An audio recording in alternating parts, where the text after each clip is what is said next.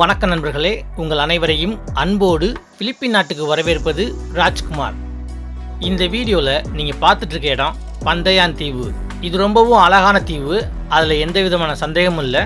இந்த வீடியோவில் அந்த தீவுக்கு நம்ம எப்படி போகிறோன்னு சொல்லி பார்க்க போகிறோம். நீங்கள் ரெடியாக இருக்கீங்களா? இந்த வீட்டில் தான் நேற்று நைட் நம்ம அக்னாயா துறைமுகத்தில் தங்கியிருந்தோம். இப்போ மணி காலையில் 10:30. நாங்கள் தங்கியிருந்த வீட்டுக்கு ஏற்ற மாதிரி ஒரு சின்ன ஹோட்டல் இருக்குது. அந்த ஹோட்டலில் தான் காலையில் சாப்பிட்டோம். அந்த இடத்துல ஃப்ரை சிக்கனும் ரைஸும் ரொம்ப சூப்பராக இருந்துச்சு. சின்ன ஹோட்டல் தான், ஆனால் சாப்பாடு அருமையாக இருந்துச்சு. நாங்கள் தங்கியிருந்த வீட்டிலேருந்து துறைமுகம் வெறும் 50 மீட்டர் தூரம் தான். எனக்கு முன்னாடி பார்த்தீங்கன்னா 7-Eleven கடை இருக்குது. அந்த கடை 24 மணி நேரம் திறந்துருப்பாங்க. அந்த கடையில் தான் ஏடிஎம்மும் இருக்குது. அப்படியே திரும்பினோம்னா துறைமுகத்தை பார்க்க முடியும். துறைமுகத்துக்கு பக்கத்தில் பார்த்தீங்கன்னா நேற்று நைட்டு நம்ம சாப்பிட்ட கடை இருக்குது. அங்கேயும் சாப்பாடு அருமையாக இருந்துச்சு. இந்த துறைமுகத்துக்கு இதுதான் வெயிட்டிங் ஏரியா, ரொம்ப பெரிய வெயிட்டிங் ஏரியா.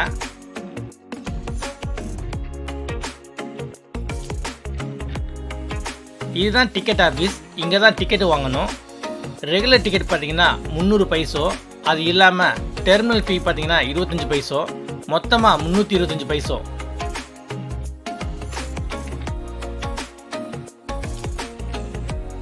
டிக்கெட்டை வாங்கிட்டு வெயிட்டிங் ஏரியாக்குள்ளே நுழைஞ்சோம். வெயிட்டிங் ஏரியா ரொம்ப அருமையாக குளுன்னு ஏசி போட்டுருந்துச்சு. உட்காரத்துக்கு ஏகப்பட்ட சேரு. இது இல்லாமல் டிவியில் படம் ஓடிட்டுருக்கு. நல்ல அருமையாக இந்த ஏரியா சுத்தமாக இருக்குது. வெயிட்டிங் ஏரியா விட்டு வெளியே வந்தால் துறைமுகம். இந்த துறைமுகம் நான் எதிர்பார்த்ததை விட ரொம்ப பெருசாகவே இருக்குது.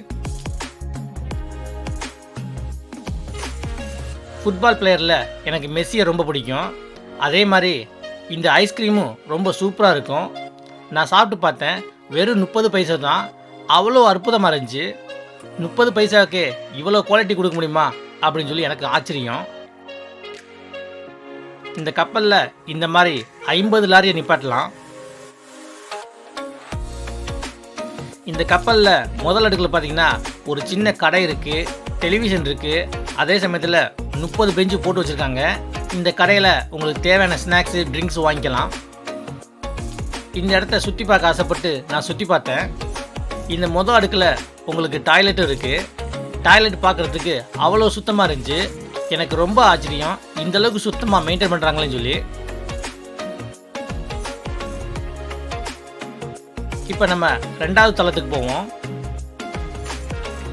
இந்த மாடியில் பார்த்தீங்கன்னா தூங்குறதுக்கு மட்டும் 120 பெட்டு போட்டு வச்சுருக்காங்க. தூங்குறதுக்கு மட்டுமே இந்த மாடியை ஒதுக்கியிருப்பாங்க போல இருக்குது. அக்னாயன் துறைமுகத்திலேருந்து பந்தயான் தீவுக்கு போகிறதுக்கு 2 மணி நேரம் ஆகும்.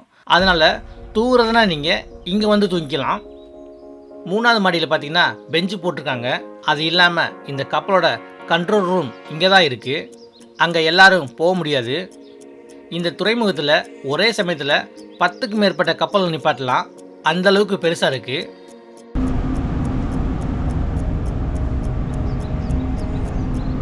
இது கண்ட்ரோல் ரூம். இந்த கேட்டை தாண்டி யாரும் போக முடியாது.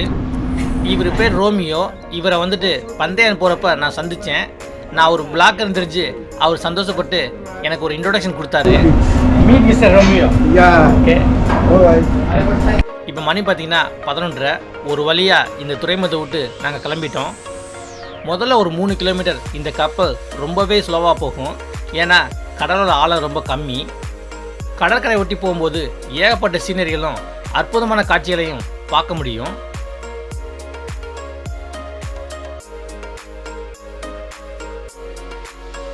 கடலோட ஆழமான பகுதிக்கு வந்தால் கப்பல் இந்த அளவுக்கு வேகமாக போகும். இதுவரைக்கும் இந்த வீடியோ பார்த்ததுக்கு ரொம்ப நன்றி. இந்த வீடியோ உங்களுக்கு பிடிச்சிருந்துச்சுன்னா இந்த வீடியோ நீங்கள் லைக் பண்ணி கீழே கமெண்ட் பண்ணுங்கள். அதே போல் இந்த சேனலுக்கு நீங்கள் சப்ஸ்கிரைப் பண்ணுங்கள். முடிஞ்சால் உங்கள் நண்பர்களுக்கு ஷேர் பண்ணுங்கள். அது எனக்கு ரொம்பவே உதவியாக இருக்கும். நம்ம ஏறக்குறைய பந்தயான் தீவை நெருங்கிட்டோம். இது பந்தயான் தீவில் இருக்கிற சாண்டபே துறைமுகம். இங்கேருந்து நாங்கள் வர்ற கப்பலை உங்களால் பார்க்க முடியும். இப்போ இந்த தீவில் கடலோட நீர் மட்டம் ரொம்ப குறைவாக இருக்குது. கொஞ்சம் வித்தியாசமாக இருக்கட்டும்னு சொல்லி இந்த துறைமுகத்துக்கு வர்றதை மேலேருந்து படம் பிடிச்சேன். அது பார்க்குறதுக்கு ரொம்ப அற்புதமாக அழகாகவே இருந்துச்சு. மேலேருந்து பார்த்தாலே அந்த அழகு வேறு லெவலில் ரொம்ப வித்தியாசமாகவே இருக்கும். இந்த துறைமுகம் பார்க்குறதுக்கு ரொம்ப அழகாக இருக்குது. கடைசியாக நாங்கள் 2 பேரும் இந்த கப்பலில் 3ஆவது மாடியிலேருந்து இறங்கினோம்.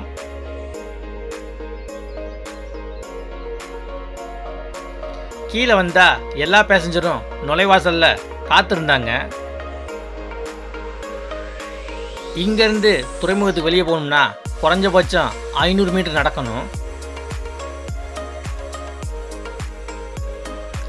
இப்போ மணி பார்த்தீங்கன்னா மதியம் 1:30 மணி. இன்றைக்கி சூரிய வெளிச்சம் அவ்வளவா இல்லை, கொஞ்சம் மேகமூட்டமாக இருக்குது.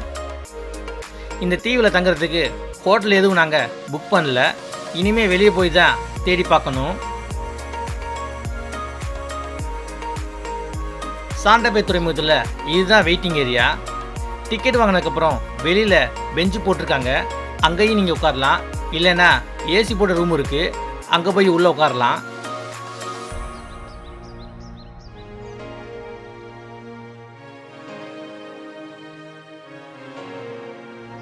இந்த வெயிட்டிங் ஏரியாவில் டிக்கெட் ஆஃபீஸ் பார்த்தீங்கன்னா 300 மீட்டர் தூரத்தில் இருக்குது. அது இந்த துறைமுகத்தோட நுழைவாசலில் இருக்குது. இதுதான் அந்த டிக்கெட் ஆஃபீஸ். இங்கேயும் சேர் போட்டிருக்காங்க. இது சாண்டபே துறைமுகத்தோட வெயிட்டிங் ஏரியா. மேலே இருந்து பார்த்தீங்கன்னா இந்த துறைமுகத்தை விட்டு வெளியே போகிறதுக்கு எவ்வளோ தூரம் நடந்து போகணும்னு சொல்லி உங்களுக்கு ஈஸியாக பார்க்க முடியும். இந்த துறைமுகம் பார்க்குறதுக்கு ரொம்ப அருமையாக இருக்குது. இந்த தீவில் தங்குறதுக்கு ஹோட்டல் நிறையவே இருக்குது. நாங்கள் தங்கின ஹோட்டல் பார்த்தீங்கன்னா ஒரு நாளைக்கு 1200 பைசா கொடுக்கணும். இதை விட சீப்பாகவும் கிடைக்கும். ஆனால் நாங்கள் பீச்சை ஒட்டி தங்கினோம். இப்போ நீங்கள் பார்க்குற அந்த வெள்ளை கலர் ப்ளூ கலர் கூட தான் டிக்கெட் ஆஃபீஸ்.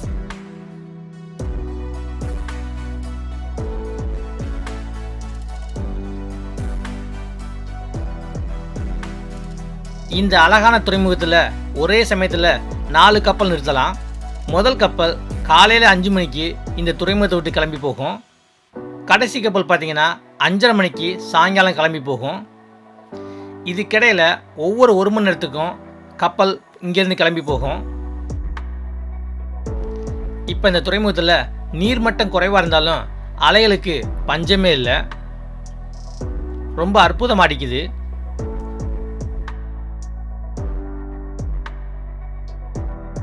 பந்தயான் தீவில் இந்த பகுதிக்கு பேர் சாண்டபே. இந்த சாண்டபே பகுதி தான் இந்த பந்தயான் தீவில் ரொம்பவும் டெவலப்பான இடம். ஏன்னா இந்த பகுதியில் நிறைய அழகான பீச்லாம் இருக்குது. அது இல்லாமல் ரெசார்ட், ஹோட்டல், சாப்பிட்றதுக்கு உண்டான இடம், மார்க்கெட் பிளேஸ் எல்லாமே இந்த பகுதியில் நிறையா இருக்குது. இதனாலே இங்கே வர்ற எல்லா சுற்றுலா பயணிகளும் இந்த ஏரியாவில் தான் தங்குவாங்க. இதுதான் கோட்டா கடற்கரை. இந்த பந்தயான் தீவில் இது ஒரு முக்கியமான சுற்றுலாத்தலம். இனி வரப்போகும் வீடியோவில் இந்த கடற்கரை பற்றி ரொம்ப தெளிவாக விரிவாக பார்ப்போம். இதுவரைக்கும் இந்த வீடியோ பார்த்ததுக்கு ரொம்ப நன்றி. இந்த வீடியோ உங்களுக்கு பிடிச்சிருந்துச்சுன்னா இந்த வீடியோ நீங்கள் லைக் பண்ணி கீழே கமெண்ட் பண்ணுங்கள். அதே போல் இந்த சேனலுக்கு நீங்கள் சப்ஸ்கிரைப் பண்ணுங்கள். முடிஞ்சால் உங்கள் நண்பர்களுக்கு ஷேர் பண்ணுங்கள். அது எனக்கு ரொம்பவே உதவியாக இருக்கும். உங்களை கூடி சீக்கிரம்னா இன்னொரு வீடியோவில் பார்ப்போம். ரொம்ப நன்றி.